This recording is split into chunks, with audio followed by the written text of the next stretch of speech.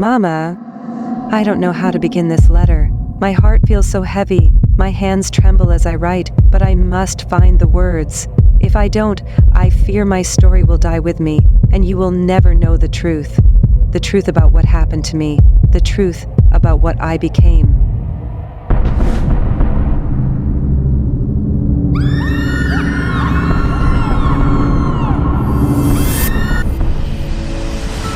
Do you remember the last time we hugged, Mama? I do. It was the day Uncle Daniel came to take me to the city. You held me so tightly, tears in your eyes, and told me I was going to have a better life. Amara, you said, listen to your uncle, work hard in school and make us proud. I wanted to make you proud, Mama. I wanted to make Papa proud too. I still remember his laugh, the way he carried me on his shoulders, and how he always said I was his little star.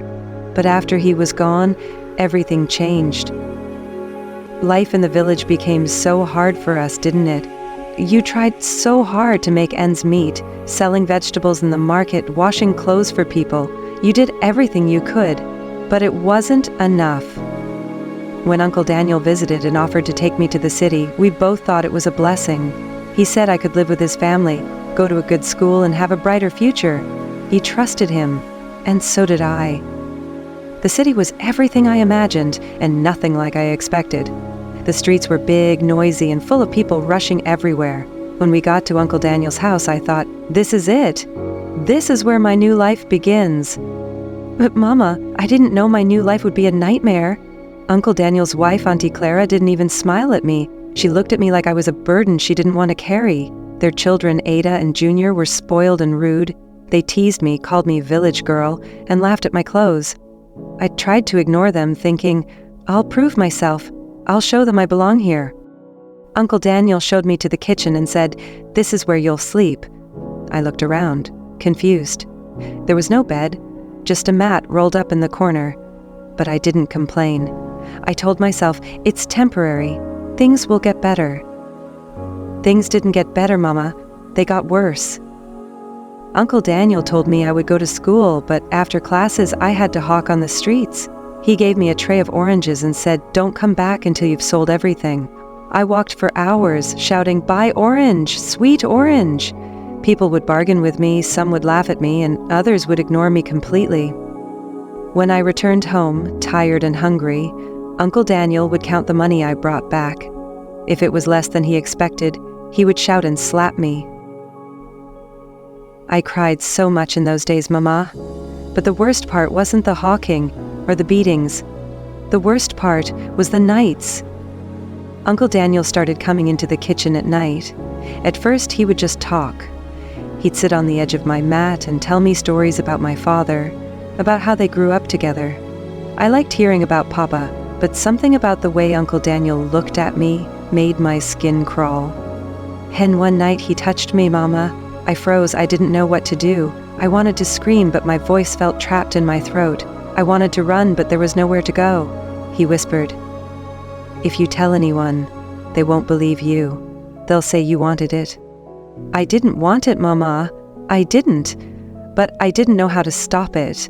It happened again. And again.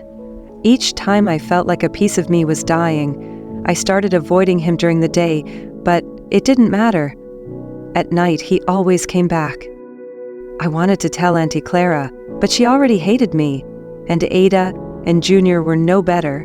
I thought about running away, but I was scared. I didn't know anyone in the city, and I had no money. One day, I looked in the mirror and didn't recognize the girl staring back at me. She looked tired, broken, and empty. I hated her. I hated myself. I couldn't take it anymore, Mama, so I ran. It was late at night when I packed a small bag and slipped out of the house. The streets were dark and cold, but I didn't care. I just kept walking, trying to get as far away as possible. I wandered for days, begging for food, sleeping on the pavement, and hiding from the police. I thought life on the streets would be better than life with Uncle Daniel, but it wasn't. That's when I met the strays. They found me sitting outside a market, crying. A girl about my age with short hair and sharp eyes walked up to me and said, "You look lost." "I am," I whispered. Her name was Bola, and she introduced me to her group. There were 5 of them, all street kids like me. They called themselves the Strays because they had no home, no family, and no rules. At first, I was scared of them. They were loud, tough, and always on the lookout for trouble. But they gave me food and a place to sleep, and for the first time in weeks, I felt like I belonged somewhere. But Mama, the price of belonging was high. They taught me how to steal, how to lie, and how to fight. I told myself I wouldn't get involved, but hunger has a way of breaking even the strongest resolve. I started doing things I never thought I could. Each day, I felt myself slipping further away from the girl I used to be. Years passed, and I became one of them. I learned how to survive, how to protect myself, and how to hide my pain.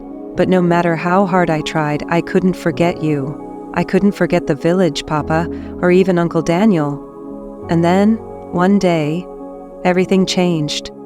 I heard a story. It was from one of the boys in the gang, a loudmouth named Wasu, who always had the latest gossip. He told us about a man in his neighborhood who lost his niece years ago. She ran off with some lover, Wasu said, smirking. Turns out he was a ritualist. The poor girl never came back. Probably chopped her up for money charms. I laughed along with the others, but something about the story made my chest tighten. I couldn't shake the feeling that I'd heard it before. Who was the man? I asked, trying to sound casual. Wasu shrugged. Some old guy. His name is Daniel, I think. Lives in Abiul Egba? Mama, I felt like my heart stopped. It couldn't be true. It couldn't be my Uncle Daniel. But deep down, I knew it was. I could feel it in my bones. I wanted to scream, I wanted to cry, but all I could do was sit there, shaking with anger. That man had ruined my life, and now he was spreading lies about me. He told the world I had run away with a lover, that I was dead. I was far from dead, Mama, and I was going to make sure he knew it. The gang noticed something was different about me after that day. I stopped laughing at their jokes, stopped hanging around as much. I spent my nights staring at the ceiling, thinking about Uncle Daniel. I couldn't let it go. I had to face him. It took me weeks to gather the courage. I told the gang what I wanted to do, and to my surprise, they supported me. Bola, the girl who had first taken me in, even offered to come with me. Whatever you need, she said. I didn't know if I was ready, but I couldn't wait any longer. We arrived at Uncle Daniel's house on a hot afternoon. It looked smaller than I remembered, and the paint on the walls was peeling, but it was still the same place where I had suffered so much. I knocked on the door, my heart pounding in my chest. When Uncle Daniel opened it, he didn't recognize me. He looked older, his hair graying and his face lined with wrinkles, but his eyes were the same, those same cold, calculating eyes that had haunted my dreams. Yes, who are you? He asked. For a moment, I couldn't speak.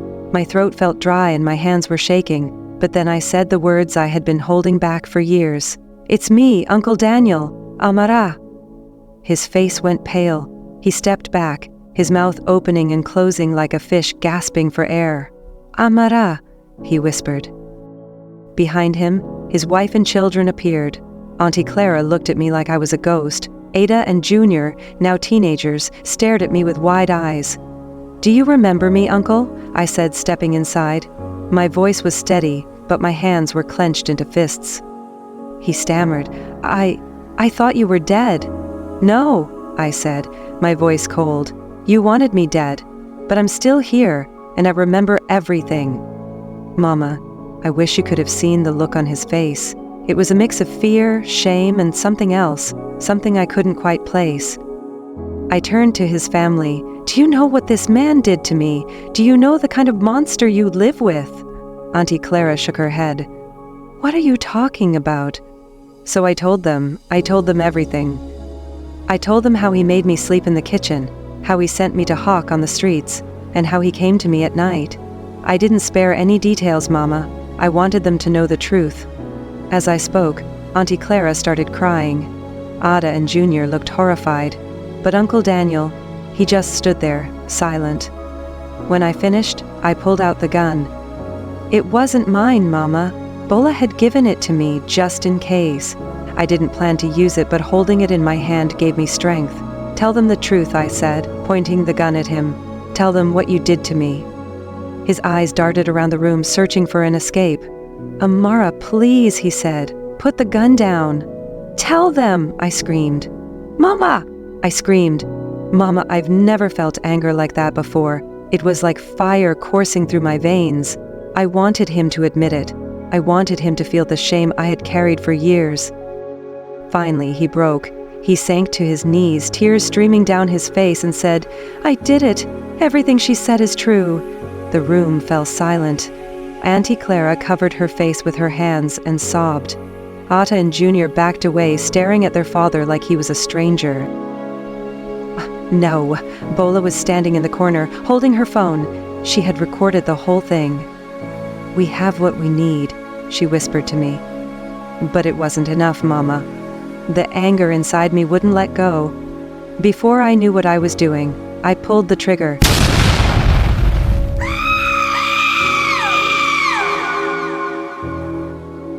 The sound of the gunshot was deafening. Uncle Daniel fell to the floor, blood pooling around him. Auntie Clara screamed. Anta and Junior ran out of the room. I dropped the gun, my hand shaking. For a moment, I just stood there, staring at his lifeless body. I thought I would feel relief, but all I felt was emptiness. The neighbors must have heard the shot because the police arrived soon after. They arrested me on the spot. Bola tried to explain, but it didn't matter. I had killed a man, and now I had to pay the price.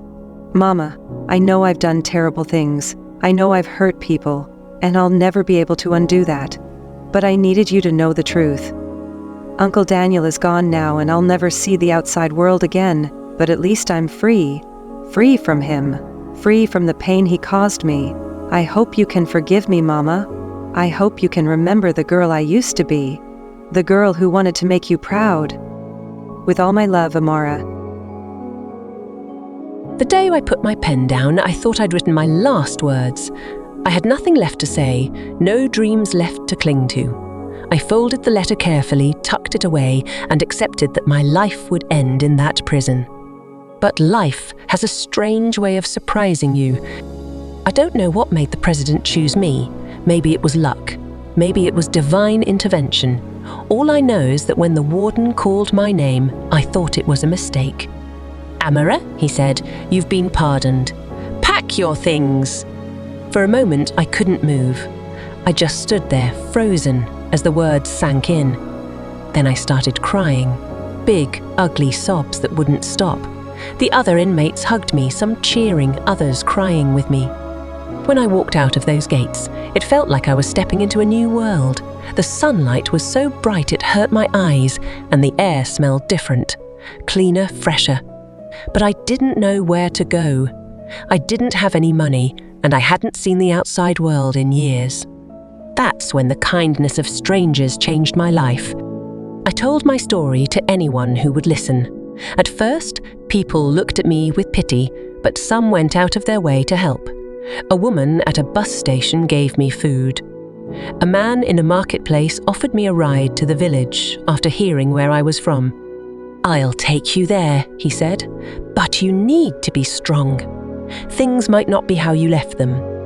I didn't understand what he meant until I saw our house.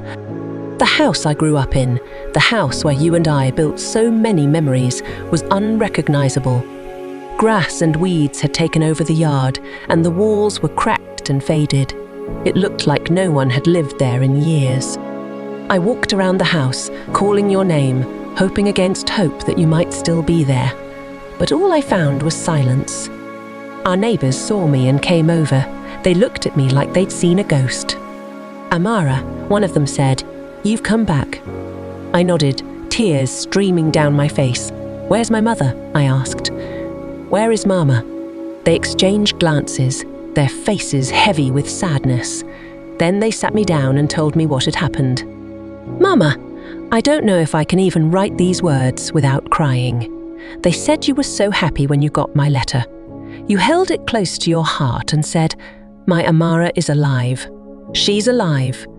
But when you read it, when you saw what had happened to me and where I was, something broke inside you. They said you collapsed right there in the yard and you never woke up. Hearing those words felt like my heart was being ripped out of my chest. I screamed and cried, but it didn't change anything. You were gone. I went to your grave the next day. It was a simple mound of earth with a small wooden cross marking your name. I sat there for hours, talking to you, crying, begging for your forgiveness. I told you everything, Mama. How sorry I was for leaving, how much I missed you, and how much I wished I could change the past. But no matter how many words I said, you didn't answer. The neighbors tried to comfort me, but nothing they said could fill the emptiness inside me. I was alone now, truly alone. For weeks, I stayed in the village, trying to figure out what to do. I worked odd jobs, cleaning houses, helping in the market, anything to keep myself busy. But no matter how hard I worked, the pain never went away. I thought about ending it all, Mama. I thought about joining you and Papa, leaving this world behind. But then I remembered something you used to say to me. Amara, you are stronger than you think. Those words stayed with me. They gave me the strength to keep going, even when it felt impossible. I started rebuilding our house. It wasn't much, just patching up the walls and cutting back the weeds. But it gave me something to focus on, something to hope for. And I made a promise to myself. I promised that if I ever had children, I would protect them with everything I had. I would never send them away, no matter how hard life got. I would make sure they felt loved and safe, the way you always made me feel before everything went wrong. Now, I'm trying to live a life that would make you proud. It's not easy, but I'm doing my best. I've started writing again, sharing my story with others in the hope that it might help someone. If you're listening to this, I want you to remember something. Life is hard. It will knock you down again and again. But no matter how dark things seem, you have the strength to rise. You have the power to change your story. Learn from my mistakes. Protect your loved ones. Speak up when something feels wrong. And most importantly, never lose hope. Thank you for listening to my story. If it touched your heart, please subscribe to Adib Stories on YouTube. Together, we can share, learn, and grow. With all my love, Amara.